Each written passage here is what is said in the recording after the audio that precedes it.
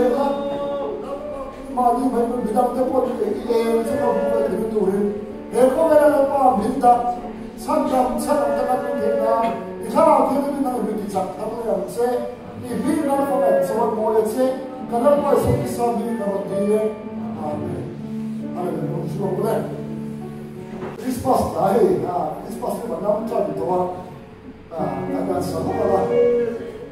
크리스마스 이 아군 비모해 아시소 그렇게 안 좋아 아시소 나보다 알아야 아마서 아미소 아치고 무서워야 한다고 좋아 크리스마스 제노리아 또 이해한 건데 예수 기사 이해기는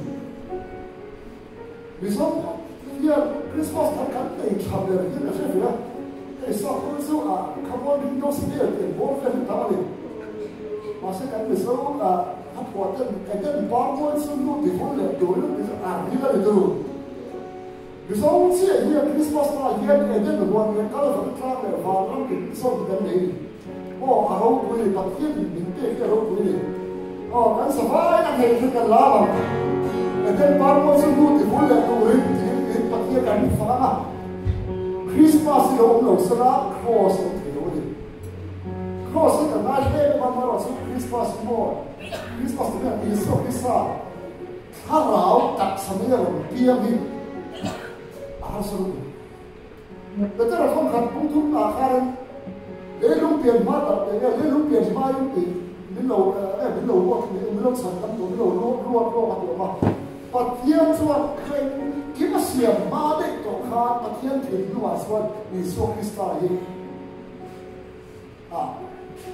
간단하게 도는 코드에 속시에 많이 저기 너 힘도 좋은 바티안인데 딱 상대가 비행도 비야 단디가 말이야 각과 누구지가 없나 기술을 내가야 바티안 대신 시간이 나이도가 애가 바티 그게가 따로 처음으로 저기야 비행도 좋은 보이사고 여러분 바티안은 에피네나 나를 뭐 가이가를 도끼나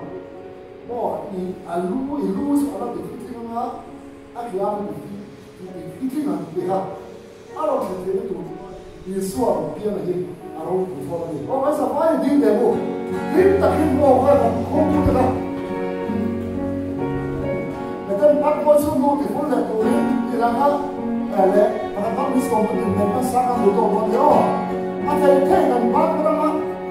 라마 쪽에 laptop dia tak ada lagi, siapa yang berjual dia?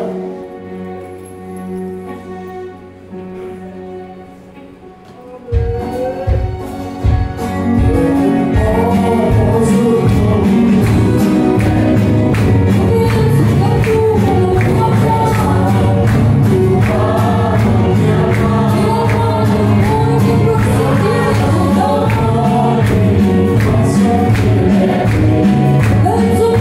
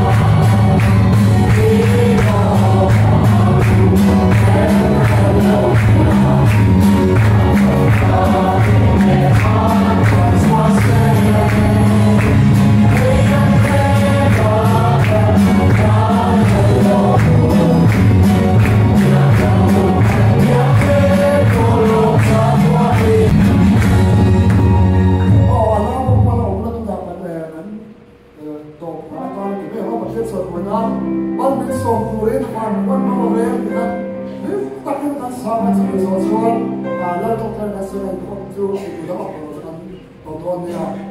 mà vì sao tôi đến dù